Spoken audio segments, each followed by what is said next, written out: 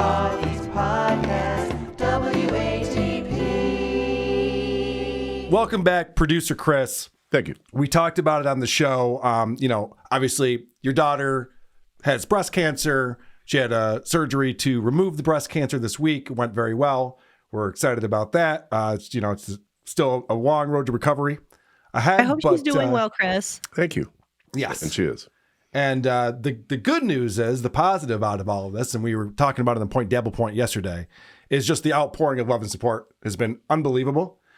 We've raised a lot of money with the GoFundMe, and we really appreciate that. It's made things a lot easier. Yeah, absolutely. Thank you so Your much, everyone. GoFundMe, do you really have it? Are you guys collecting money? It really is a GoFundMe. And then you're going to give it to her? Well, send me a check and you'll find out. So John, when he finds out about this, because earlier in the week, he said, I want Chris's last name because I'm going to get all the dirt on him. I'm going to dig it all up. We're going to do a deep dive on this asshole. He's going down, all this stuff. So it just so happens that it was a bad time to probably target producer Chris. It's always a bad time to target producer Chris. Everyone loves Chris, but it was especially a bad time. And so it kind of blew up on John. And so what he decided to do was because he's a narcissist, he went with something that I've been studying called performative empathy. This is where you pretend that you're empathetic to the cause, the situation, the person, but you're not. You're performing. And so this is the clip from John's show on Thursday night. All right, last time I'm showing this. There you go. If you want to donate, there it is. Support for Brianna Shannon. Brianna, I hope you get through this. I'm sure you will. You look adorable. Good luck. I give you my best. Seriously. As much hate that is in this Dabbleverse, and there's a lot of it, and they love to bash my children. They love to bash my family, my mother, my friends. But I will say this from the bottom of my heart. I hope you recover and live a wonderful life, because every child deserves that. So you have my prayers, my thoughts. I hope that you will recover, and I'm pretty sure you will. So you're going to be okay, kid. What a guy. Thanks. What a guy. John, we were wrong about you. Look at how much you care. I did happen to notice in the contributions that there was a $5 donation from a John Melendez. Oh, I think that's probably somebody fucking around, but... All right, so look at this. Now, this is where the performance kicks in here. I mean, we've been watching the performance. I'm sorry, you call this performative empathy? Yes. That's what it's called? Oh, yes. Wow. Yeah, I have That's done pretty some accurate research on this. Yeah, it's very interesting. Wow. See, now I'm just got emotional. Sorry. Oh, he's getting all emotional about producer Chris's I just daughter. hate when kids have. See, look at this. This is the acting right here. He's, God, I gotta get myself together. He's looking off to the distance. How could this happen to kids? This is Michelob Ultra will really help me straight right now. Also, I forgot what I was talking about. And he thought that she was gone, and this great hospital in Houston just cured her, and she is not his daughter. His daughter's his daughter was cured, I believe, and I feel better already. What the fuck? His daughter's wedding, thanks to the great doctors in Houston, and it just all it is. I hate seeing kids suffer. A story he couldn't remember made him cry. I know he's all upset. He didn't know what he was talking about. Yeah. Plus, that story that he told wasn't about a child, but whatever. I got cat litter in my eye. Fuck off, Carla. But I don't know. I guess you could have also jumped to the conclusion that he would be doing like a victory lap and being like a dick and trying to like take a W or Wait for it. Yeah, we're almost there, buddy. Wait for it. Watch the screen. We're going. Right. Okay, so what we didn't show you is that John made a big deal of going on the GoFundMe and donating $50. He had to do it live on the show. It took him a few tries. He's not good at computers or finances. Or acting. So it took him a few tries, but he had to show everyone that he donated the money to show what a great guy he is. Again, this is part of the performance that he's doing because he's a narcissist. He can't just do something nice. He needs people to see that he's doing things nice. And there's a reason why he does that. He does that so that he can then rub it in people's faces. Well, yeah, there's several, and we'll get down to some things that I have, Carl, that we're gonna have some fun with after all this. So good, yeah, because I want to show this so we know what we're talking about. So John was just teary-eyed, very taken aback by the whole situation, and then next part of the show, I go on Hack vs. Anonymous, and I play clips of Carl. Right, that's the next part of the show, and he's met with this pleasant surprise. Just gotta get myself together for a second. Yeah. Give yourself a moment there, John. Let's see. Look at this, guys. Look at this right here. Look at this. Now, this is who Lady K is. And I want everybody to read this. This is who Lady K is. Producer Chris, who worked with Carl for many years, has a GoFundMe for his daughter with cancer. Carl donated a pitiful 100. What an insult. There it is. There it is. A hundy. Now, I just saw this. Yeah, you're probably going to say, like, every amount helps, and it's great. All these people are contributing, so that's fan-fucking-tastic. I gave 50, Carl gave 100. Everyone else can kick in wherever they can. So nice to see that she went above her goal. Yeah, she beat her goal. And there are people continuing to outpour. Yeah, it doesn't matter that a guy with a big platform weaponized an audience in a battle against cancer and raised money above the goal. Yeah, well, let's see. See what he says. A hundy. I don't even know the fucking prick. And I donated 50. Wow, Johnny. And this is the very... You kind of ruined the whole thing you did just a couple minutes ago, don't you think? No. I mean, there he is tearing up over. Also, for a second, to serve his narrative, I was a good guy for just a second. Yep. Who's worked for you all these years? Oh, yeah, good point. As opposed to last week when he was about to take you down. And that'll, he'll be back. All right. He'll be I back. donated 50. And this is the very wealthy, successful Lady K. This is his co-host. It's amazing that his hatred of me can get him to get over this so quickly. I know. And get back into a good mood again. So the reason why narcissists do good deeds is so they can weaponize it. And that's what he's doing right here. And he donated only 50 more than me? I swear on my life, I didn't see that until now. Holy shit. Why does it matter? Until I went on Hack first and saw that. That's who Lady K is, Tukey. You little boy lover. By the way, I didn't edit any of this. Just so you guys know, this is all just straight through. Why is he yelling at Tukey? Now, how did Tukey get that? Because Tukey's cute and he's pissed at him. Yeah, it's so weird. But I'm just amazed that, like, in this one swing, he's like wiping tears and then backhanding everybody. Yep. They're like this in one breath within 30 seconds. I'm just astonished. He has no self-awareness. Missy and I have been talking about all these different traits that prove that John's a narcissist and suffers from a narcissistic personality disorder. And this clip couldn't sum it up better. We'll get into why, but this is incredible that he would do this performative empathy and then immediately into, I'm a better person than you, and I just proved it on my show, you cocksucker. I'm just waiting to hear how I owe him $50. I'm waiting for that part. That's who he is. After everything I've done for you. Yeah. And I didn't even know that. I told the legend this morning, I'm going to donate 50. I had no idea. Ask the legend. Ask him. Okay. He'll fucking tell you. I have a question, John. If you knew you were going to donate 50 this morning, why didn't you do it before your show started and not do it on your show?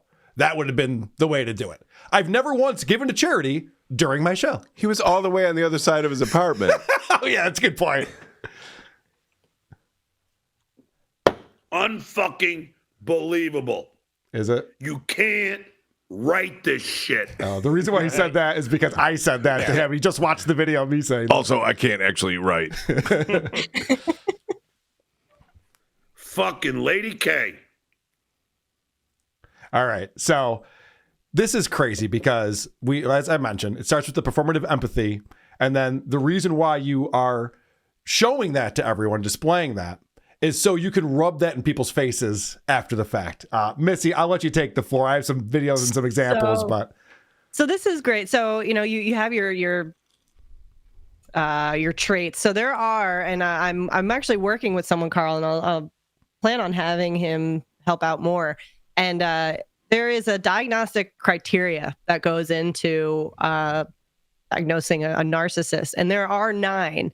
Now, if you match 5 out of these 9, that is the threshold towards diagnosing someone for narcissistic personality disorder. Okay. There's a lot of numbers and percentages and that go into this and it gets pretty deep.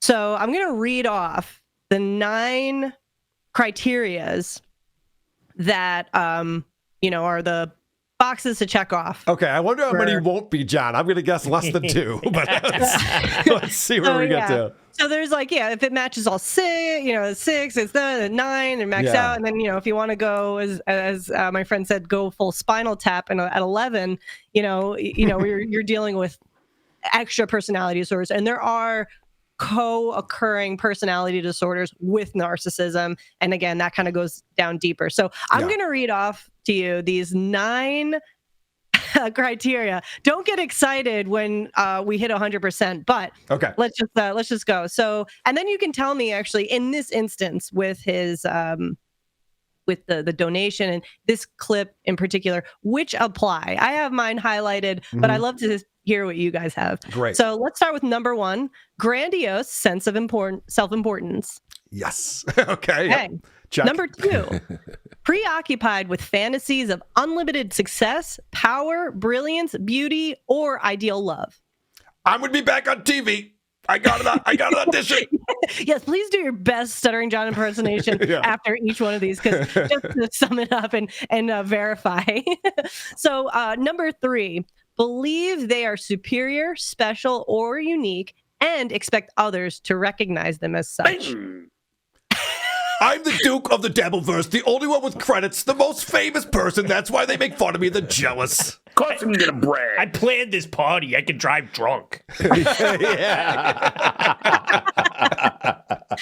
All right. Number 4, require excessive admiration. Number 5. Yeah, when he talks about even as a substitute teacher, the children are holding him up on their shoulders and carrying him out of the classroom. Boom, boom, boom, boom. All right. Number 5, sense of entitlement is evident in these individuals' unreasonable expectation of especially favorable treatment. Yes. So expect everyone else to recognize how amazing they are at all times, right, and treat them accordingly. Yes. Yeah. So then number 6 is sense of entitlement. Don't get this one. I'm not repeating. It sounds like it, but sense of entitlement combined with a lack of sensitivity to the wants and needs of others may result in the conscious or unwitting exploitation of others. We followed that one. Well, it's a very complex one, but that one can be summed up just with the story that just came out this week. They played it on the Uncle Rico show. John, on his old podcast, tells a story of his son staying with him at his apartment, and there's cat hair on the bed, and the son doesn't want to sleep on the cat hair.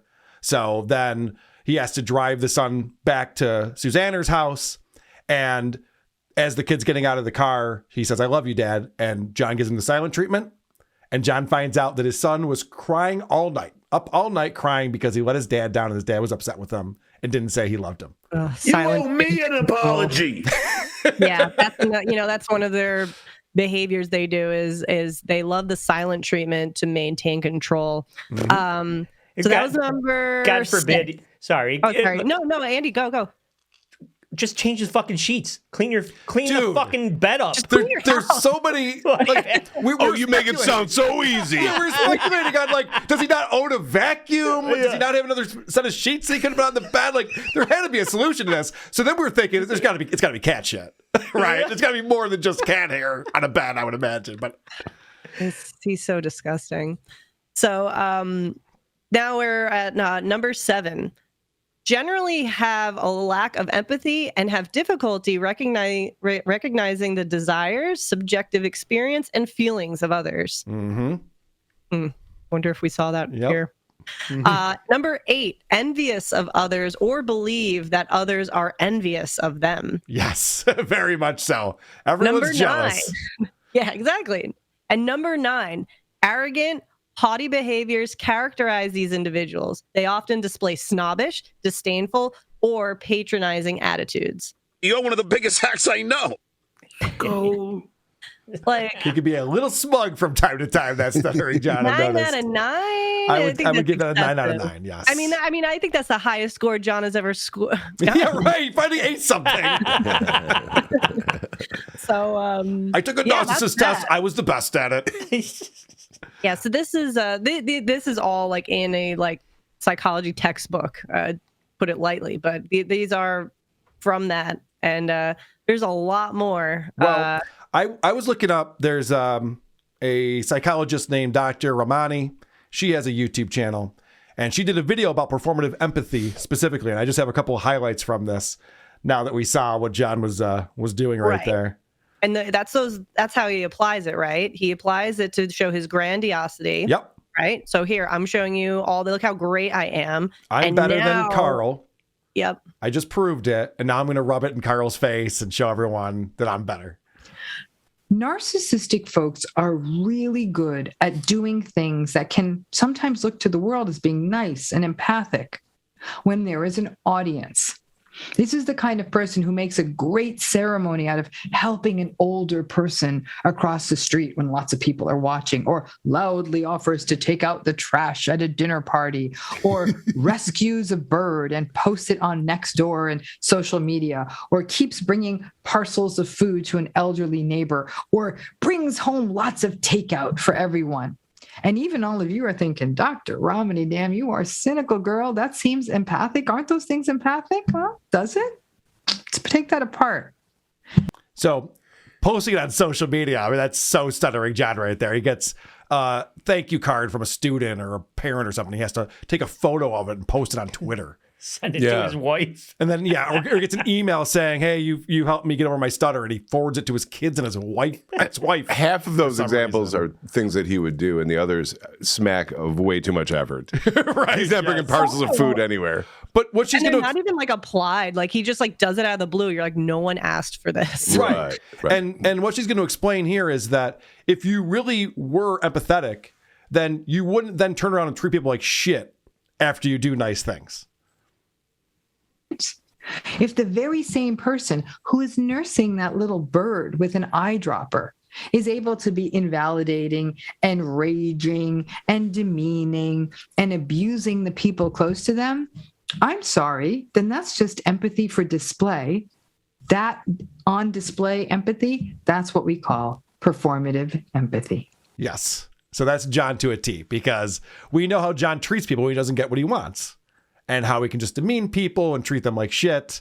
And we see all of his relationships go to shit. And so what Dr. Ramani is saying here is that narcissists think that doing a good deed negates a bad thing. So they're working it out in their head. They're like, well, I did 2 good things today, 2 bad things. I'm good. I've figured it out. We're even. She explains that's not how that works. Like a carbon credit. You can't put out the trash to cancel out verbally abusing someone. Yet, in the little tiny transactional brains of the narcissistic person, that's exactly how it works for them, which is why they're shocked when you think they're not empathic. The notion of performative empathy really reinforces the narcissist's self-perception that they're really nice people. And so when you tell them that they aren't being nice, not only does it activate their inadequacy, but also their shame. And then they lash out at other people, and they lash out at you if you perceive them as being anything but a humane and good person. Oh, do they lash out? Hamburger? Are they lashing out, Lady K? Is that what they do? This broad's full of shit. Is she single? I would buy her a beer. So she, goes on to explain that they can't maintain relationships because of this type of behavior. It's very transactional. They need to get something out of every relationship they have. And that's John to a T. We can go through the whole list of people that decided to finally be done with them. But this is the clip right here that I think really sums up what we were talking about as far as John performs a good deed only so he can then weaponize that in his pursuit of being the better person. And then, so the narcissistic person can weaponize those nice things they did and use them against you in an argument, or to silence you, or stonewall you, or gaslight you. I'm a nice person. Look what I did. At best, it's empathy light. At worst, it's turning pretend kindness into one more tool of abuse. And the enablers all see it as, look what a nice person they are. So I say, beware narcissists bearing gifts or favors or rescuing or putting out the trash. That performance may not only leave you gaslighted by other people, it muddies the waters and makes those trauma bonds even stronger. Bonds. That's very interesting right there, only because John's been bragging about saving lives lately. So again, he needs this credit. He needs this validation instead of just doing a good deed and knowing that you did a good thing and you'll do another good thing tomorrow. It's no. I need credit every second of every day for all the good things that I've done. Well, because narcissism really, there's the root cause. A lot of it lies on low self-esteem. Correct. Is really where it all lies. And then one of the things that, if you want, I can read it. Narcissistic traits may be particularly common in adolescence and do not necessarily indicate that the individual will go on to have narcissistic personality disorder. But individuals with narcissistic personality disorders may have special difficulties adjusting to the onset of physical and occupational limitations that are inherent in the aging process, which I find pretty apparent now at John. Narcissism actually gets worse with age. Yes. It's very obvious, but you can't hide it as well. That is an interesting thing. Everyone's a narcissist up to the age of 5 or 6. You don't have empathy. You don't understand. You smack someone in the face and then they start crying dummy. You just keep moving. And then you slowly develop a sense of other people's feelings and understanding that. John obviously skipped that step. Because how many times have we talked about his behavior being childish? He's very much a child still in the way that he behaves, and it has to do with his narcissism. So one more thing I want to play for you guys. Drunk Engineer sent me a video from this channel called Baggage Claim, and the video was called Are Narcissists Happy? And it's really focused on Meghan Markle, who, Missy B, maybe that's what we should discuss at a future time, because Meghan Markle's another one of these that it's through the roof. And I thought there were some interesting things that happened in this video. It's this self-absorption that makes narcissists ultimately massive failures at whatever work they pursue, because they care so much about getting attention in the shortest of cut ways, rather than engaging in any form of arduous hard work that would get them genuine success. How funny is that? John great. cuts every corner. He's never prepared for a show. He does the worst show. He doesn't even try to make it better. When people tell him, hey, John, just grab the URL of the clip you want to play so you can just paste it in and watch it. He's still, where is that? Scrubbing through things, looking through things, scrolling. Yeah. He'll never figure it out. Go ahead. Sorry, go ahead, Missy. No, I was going to say with with the diagnostic criteria, you have moderate or greater impairment in the personality functioning manifested by characteristic difficulties in 2 or more of the following areas. So there's identity, self-direction, empathy, and intimacy with relationships and just general, how he handles you, Carl, Vinny, and all that. And with this, it says self-direction, goal setting based on gaining approval from others, personal standards unreasonably high, in order to see oneself as exceptional, or too low based on a sense of entitlement, often unaware of own motivations. That's a big Opie one right there, actually. No shit. So like this, it's crazy. Like we can keep going. Wow, Like, Opie is another great pot. example of a guy who puts zero work into it and just expects everyone to praise him and think he's amazing. Remember when Opie said, holy shit, Opie's like, if I wanted to, I'd be bigger than Joe Rogan. Like, he literally thinks that. Yeah. He's a fucking narcissist. But all right, let's get back to this video because something interesting is coming up here. Oh, did you have something, Andy? I was just going to comment that I just did a lot of research about the royal. We did the royals for All Apologies. And Joe was talking about Meghan Markle and Harry, and I was struggling to understand how people with all of the opportunity, all of the money and opportunity in front of them that fuck it up every single time. I was like, how is it possible? Your podcast, your brand, her deal, brand, she has a deal with Dior. There's all these things, or a cooking show. It's all falling apart. And I was like, how is it possible? And now I'm starting to understand it. Makes nothing but sense. She doesn't want to put any of the work in. Oh, she's the laziest fuck. Yeah. It's about being authentic. Narcissists also care more about seeming virtuous rather than actually being virtuous. Since their narcissism is trying to hide from them their own insecurities, it constantly tells them that they are far superior to others. This means that narcissists don't believe that they need to earn being looked at as superior since they already are. And since they are superior, they believe that anything they say should be accepted as gospel by the public. Their narcissism shields them from the harsh truth that while they are sophisticated in their ability to ensnare their victims, pose as victims, and generally stir up attention and intrigue, narcissists are far from being the most intelligent people in the room. You're really good at being the victim, John. You're not that smart. You're not as bright as you think you are. And there is a spectrum of that too. There are, with personality disorders, that there are high IQ, highly functioning narcissists, and those are normally serial killers. Right. Yes. That is true. So one more clip on here because I just thought that the way that she summarizes this video is explaining that narcissists will never realize that they're the problem. No matter how many relationships fall apart, no matter how bad things can get for them, they will never ever. This is what's so fascinating about Stuttering John. John lives in a 500 square foot shithole studio apartment. And he sits there and he goes, I'm winning, guys. I don't know what you guys are talking about. Carl's a loser. I'm obviously winning.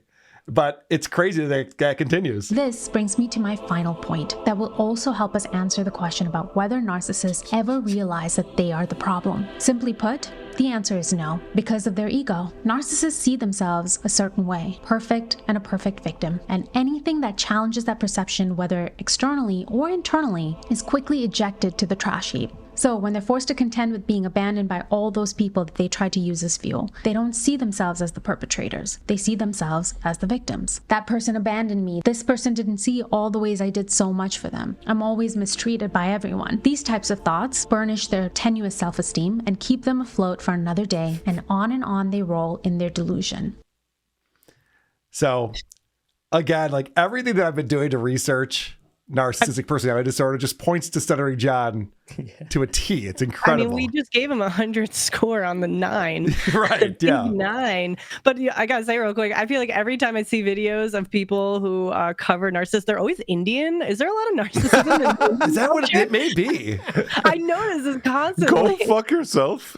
Well, maybe it has to do with there being 1.4 billion people where they're like, I'm probably not that significant. No, wait, I'm the most significant. I have to be. Well, I have been seen and I love it. But yeah, so Missy, I love exploring this topic with you. I think it's very interesting, especially in this day and age where a lot of the people that we cover, like you brought up Opie, people who watch Who Are These Socials have seen me bring up this guy we call Woke Dad, Daniel Alexander, who gets on TikTok and pats himself on the back every video. That guy. And now what he's doing is he's arguing with trolls one-on-one, like putting up the comment and explaining why he is an amazing father. And it's like, these are all traits of a narcissist. And so, Missy, I'd like to break this down more with you over the coming weeks. I love it. And I'll leave you with this fun fact. Up to 15% of U.S. adults have at least one personality disorder. So we're all fucked up, basically. Yeah, I would have thought it'd be more than 15%. Some of us have 5. It's a high percentage. Yeah, it's true. Some of us are. I think most of it is in the Indian culture, actually, when I think about it. Oh, wow. Whoa. Dude, really? So much shrapnel today. Who are these